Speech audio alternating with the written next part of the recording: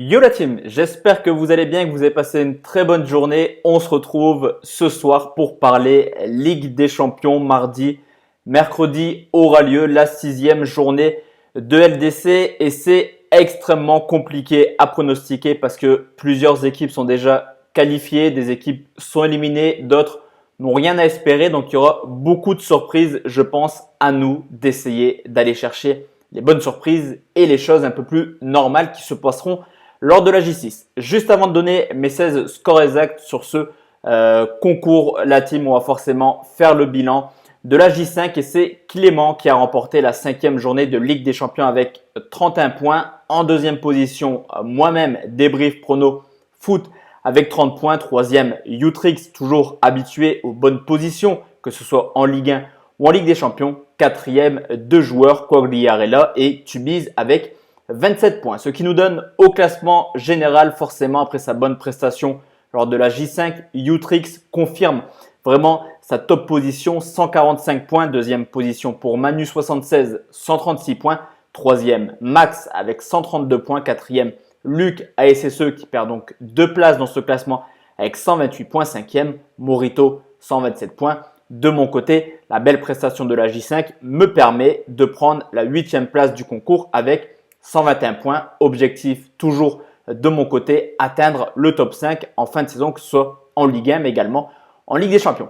Ni l'une ni deux, la team, on part dans les 16 pronostics et je vous l'ai dit, il y aura pas mal de surprises, je pense. On commence tout de suite avec un match extrêmement chaud. C'est Salzbourg qui reçoit Liverpool. Grand danger pour Liverpool, le champion d'Europe en titre, qui peut, en cas de défaite, être éliminé de la Ligue des Champions. Ce serait une grosse surprise. À domicile, Salzbourg, c'est plutôt pas mal en Ligue des Champions. Une victoire, une défaite. Certes, Salzbourg est vraiment une équipe embêtante dans cette poule, mais seulement 2 victoires. Et les 2 victoires contre Genk, je pense qu'on aura un match extrêmement fermé où les deux équipes feront vraiment attention à ne pas encaisser de buts dans des rencontres souvent prolifiques avec Salzbourg et Liverpool. À l'expérience, au talent, je vais quand même partir sur une victoire de Liverpool sur le score de 2-0. Deuxième match, la type, c'est le Napoli qui est en crise, qui reçoit Genk. Je vous l'ai dit, Naples, ça va pas du tout depuis plusieurs semaines avec cette crise en interne. Plusieurs joueurs vont être vendus cet hiver ou l'été prochain. Mais Naples arrive à se sublimer en Ligue des Champions, invaincus pour l'instant. Ils ont quand même l'opportunité de se qualifier en 8e de finale en cas de victoire à domicile face à une équipe de Genk qui a pris seulement 1 point en Ligue des Champions et qui est 8e de son championnat. Ça va pas à Naples, c'est sûr, c'est une réalité. Mais à domicile, contre une équipe de Genk aussi faible, je vois mal comment Naples ne peut pas s'imposer. Victoire du Napoli sur le score de 3-1. Troisième match, et c'est Dortmund qui reçoit Prague. Et là, Dortmund doit espérer. Ils doivent tout d'abord s'imposer contre Prague et espérer que l'Inter ne batte pas le FC Barcelone. Selon la victoire, ne servira à rien. Une équipe de Prague qui a vraiment embêté également, que ce soit Dortmund, l'Inter ou le Barça dans cette poule. Mais il y a du mieux du côté de Dortmund qui reste tout simplement sur 2 victoires de suite en championnat. Là aussi, je pense que le talent parlera. Prague n'a plus rien à espérer dans cette Ligue des Champions. Victoire de Dortmund sur le score de 3-0.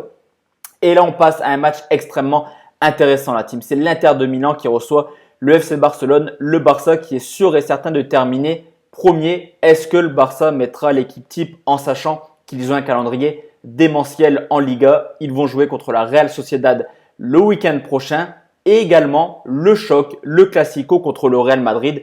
Le Barça est sûr d'être premier. Le Barça fera peut-être tourner. De son côté, l'Inter s'est plutôt bien repris dans cette campagne qualificative pour la Ligue des Champions. Ils ont clairement le destin entre leurs mains. Une victoire, l'Inter passe. L'Inter pourrait confirmer son très bon début de saison, que ce soit en Serie A ou en Ligue des Champions.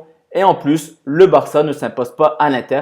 4 matchs de Ligue des Champions récemment. Une victoire pour l'Inter, 3 matchs nuls. Première petite surprise, on va dire. Je vais partir sur une victoire de l'Inter de Milan sur le score de 1-0. Benfica reçoit le Zénith Saint-Pétersbourg et là on est directement dans la poule de l'Olympique lyonnais. En cas de victoire, le Zénith serait qualifié, donc éliminerait potentiellement l'Olympique lyonnais. Mais attention, car Benfica a encore un mince espoir d'accrocher une qualification, que ce soit en Europa League ou en Ligue des Champions. Benfica, c'est plutôt costaud à domicile, mais le Zénith n'a rien à envier à Benfica. À l'extérieur, seulement 3 défaites en 13 matchs. Je vois mal comment les deux équipes vont pouvoir se départager avec la pression qu'il y aura autour de ce match. Un but partout entre Benfica et le Zénith.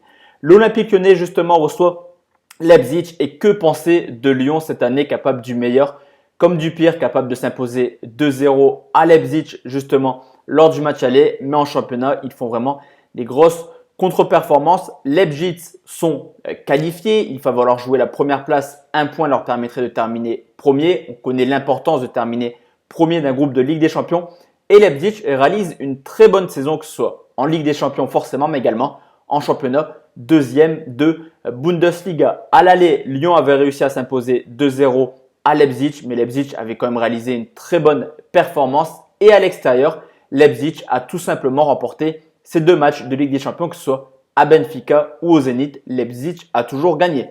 Là aussi, je vais partir sur un match nul avec un peu plus de buts, 2 buts partout entre Lyon et Leipzig.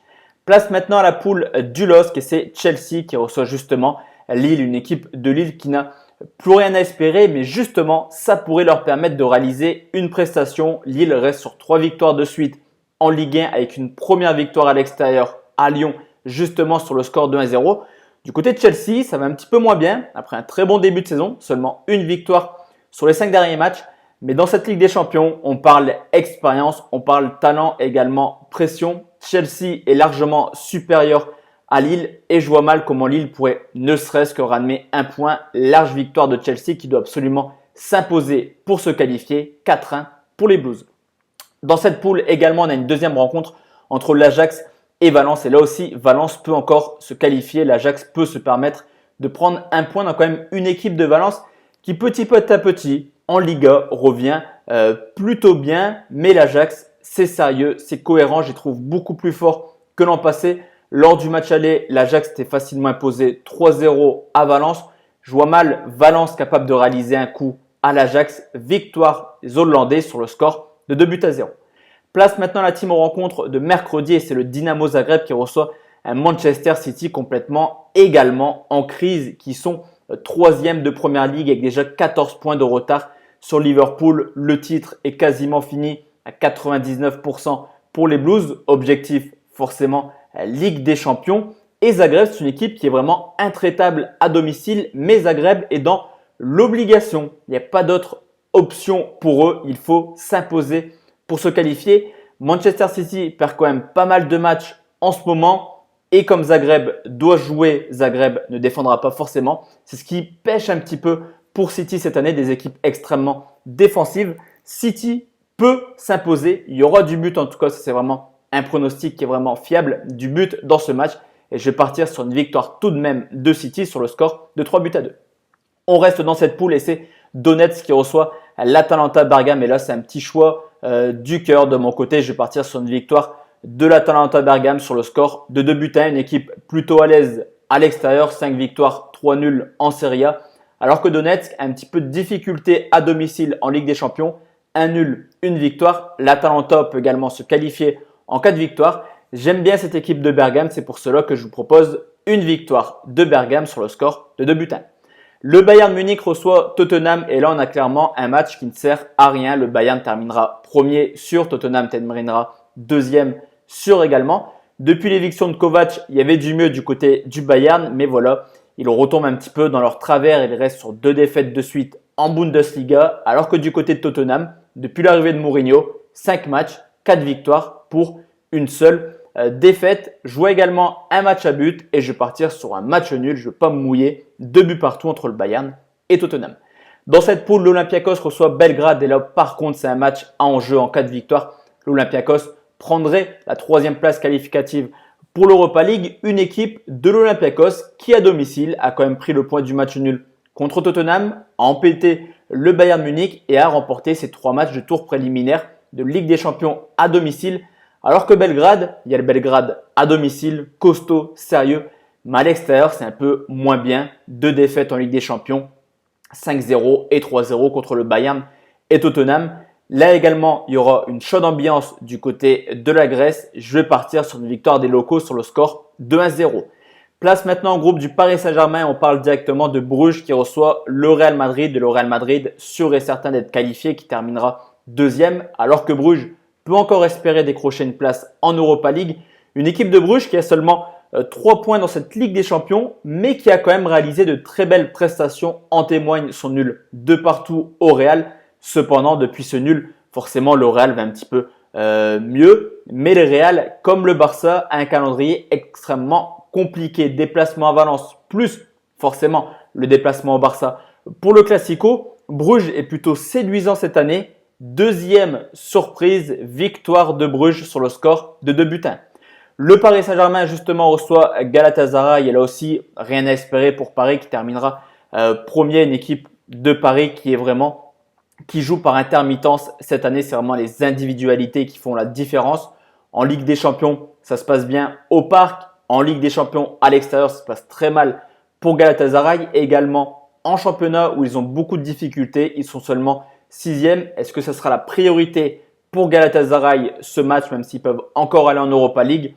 Paris devrait faire le boulot assez facilement, je pense, et je vais partir sur une victoire des Parisiens 4-0. La dernière poule, la team, c'est la poule de l'Atlético Madrid qui est également en danger, qui reste sur 2 défaites de suite en Ligue des Champions, mais qui a la chance de recevoir une équipe de Moscou dans le dur, qui déjà n'a plus rien à espérer dans cette campagne européenne, n'iront pas également en Europa League et en championnat. Ça va pas si bien que ça, seulement 2 victoires sur les 10 derniers matchs. À l'expérience également et à domicile, Madrid est capable de faire le taf. Victoire de l'Atlético, 2-0. Et enfin la team, le dernier match de cette vidéo, c'est Leverkusen qui reçoit la Juventus de Turin, équipe de Leverkusen qui se remet à espérer après 2 victoires de suite en Ligue des Champions, qui est également plutôt pas mal. En championnat, il commence à remonter petit à petit, alors que la Juve, déjà en début de saison, ça gagnait, mais ce n'était pas extraordinaire dans le jeu. Il reste sur un nul à Sassuolo et première défaite hier sur le terrain de la Lazio sur le score de 3-1. Là aussi, je pense que Leverkusen peut s'imposer, mais je vais partir sur un match nul, un but partout entre Leverkusen et la Juventus.